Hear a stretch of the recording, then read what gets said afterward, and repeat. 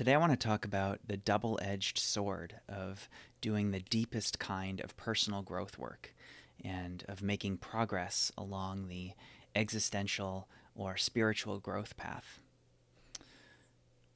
I have a lot of clients who um, come to me after they've begun doing some really deep work on themselves, after they've started committing to a meditation practice, going on retreats, doing a lot of deep workshops.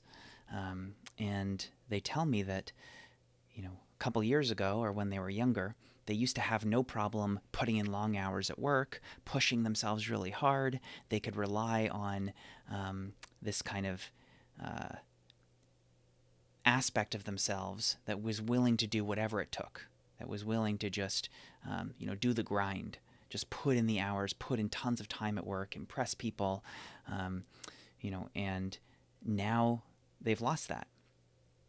And so they wonder, what's going on? How do I get that back? How do I get that drive back that allowed me to just work 10, 12 hours a day and just keep going and going and going? Now I can't find that anymore. And so what I tell them is two answers. First of all, yes, there are certain things we can do to build our resilience. One thing that I recommend to a lot of people is practice when you're in the shower, when you're about to get out, just turn to the coldest setting and stay in there for 10, 20, 30 seconds and just feel the cold water, feel the discomfort, and practice being okay with it. You might start out with a lower amount of time and then work your way up, and you have control over this. It's not going to kill you, but it's going to be unpleasant. So you can slowly build up tolerance for resilience by doing that. But the deeper answer is that as you do this kind of deep work, one thing you're doing is re-sensitizing yourself to more of yourself, to more of your subconscious, more of your emotions. Because what happens in the modern world, in our dominant culture, is we all numb ourselves. We don't choose to do this exactly, but we desensitize ourselves. We become desensitized over time, right? And this is a kind of a natural thing that has to happen in our world today because our world is so overwhelming, right? Just the sensory experience. We're constantly flooded by, bright lights, sounds around us, notifications on our phones, deadlines in our emails, people asking for things, right? It's a lot. It's a lot to handle. And we've got all these standards that we hold ourselves to, productivity, to-do lists. It just feels like a lot, right? And so we have to numb ourselves. We live in a state that our ancestors didn't have to deal with back when the brain developed, right? Most humans only knew dozens of people, maybe 100, maybe 200, right? That was their world. That was all they had to worry about. And today we have 24/7 news telling us about a natural disaster that affects people across the world that we don't even know, right? So of course we're all anxious. We're all overwhelmed. And so the only way to cope is to numb, is to desensitize, right? Especially in the so-called professional world today, you can't afford to fully be with your feelings, right? If you're in a meeting at work or you have a deadline, you can't afford to just let yourself fully feel all the feelings that you're feeling because you have to stick to your schedule, right? You have to be a professional. And so we've all trained ourselves or been trained to lose access to the full range of emotion, to the full range of what our subconscious wants us to know. And so as you practice really getting into those deeper parts of yourself, as you practice deep mindfulness, deep present moment awareness, you start to crack that numbing layer. You start to dig into the deeper stuff. You're forced to be with more of your emotions. And so I say it's a double-edged sword because the downside is that you feel more. It's harder to just repress it. It's harder to just ignore it. And the upside is that you feel more, right? You feel more joy, more curiosity, more wonder, more love, more connection. Right? It's amazing. That is the fruit of deep personal growth work, of deep existential spiritual work. Right? But the cost is that you also feel the challenging emotions. You feel the loneliness, the anger, the grief. Right? It becomes harder to cope with being in situations that are against your values. Right? It becomes harder to be okay with a boss who doesn't treat you with respect, or a partner who doesn't care about your needs. Right? And so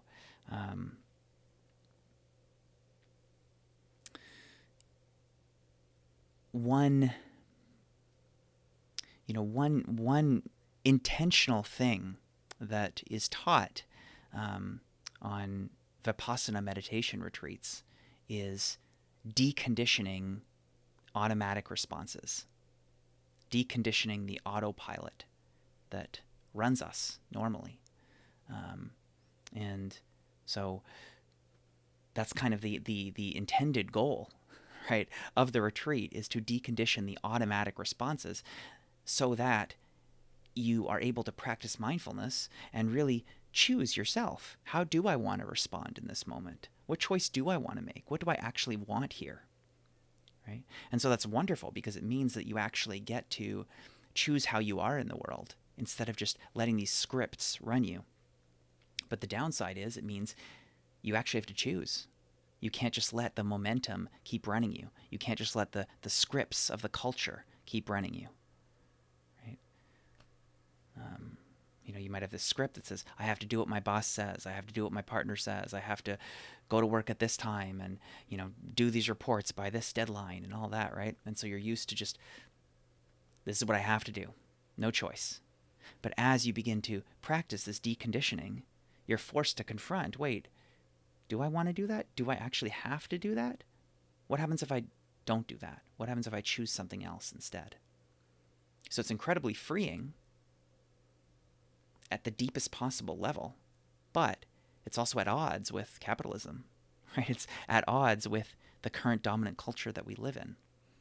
So it's not easy. It's not easy at all. Many of the messages of Buddhism and many of these other spiritual existential traditions are really at odds with the culture that we live in. Even at a basic level, like the idea of interconnectedness of all things, oneness of all things, versus what our culture teaches us of hyper-independence. You are separate. You're not connected to other people. Don't depend on them. It's all up to you. Right? You should compete with other people. You should beat other people. You should be better than other people. It's exactly the opposite of the core message of Buddhism, Hinduism, Taoism, even real Christianity, right? That the core tenet should be love others. Treat them as you want to be treated, the golden rule, right? So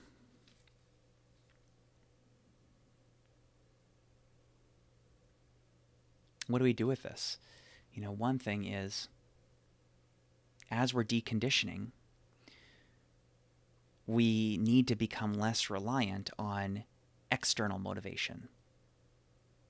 Right? We're used to other people telling us what to do, telling us what to value. And so instead, we have to figure out, what do we actually value deep down? What do we actually choose deep down? What do we actually care about? Right? And if we're not chasing status and money and fame and beauty, right, these things that our capitalist culture has conditioned us to prioritize, if we're not chasing those things anymore, then we have to figure out, what do we care about? Is it compassion? Is it caring for others, being of service to others? Right? Then how best do we do that? How best do we motivate ourselves to keep pursuing that, keep showing up for that, if no one's forcing us, if there's no external reward, if we're not getting paid to be a good person, if we're not getting status to be a good person, right? If it's just coming from this intrinsic desire. And in my experience, if you really pursue deep existential spiritual practice, that is one of the fruits of it, is this kind of deep intrinsic motivation. One of the most consistent things I've found when I go on long meditation retreats is I come back just feeling this kind of overflowing sense of compassion. This deep, deep knowing that we're all in this together. We're all interconnected. So even people I don't like, even people I disagree with, I don't want them to suffer either. I want everyone to be at peace. I want everyone to be free from suffering.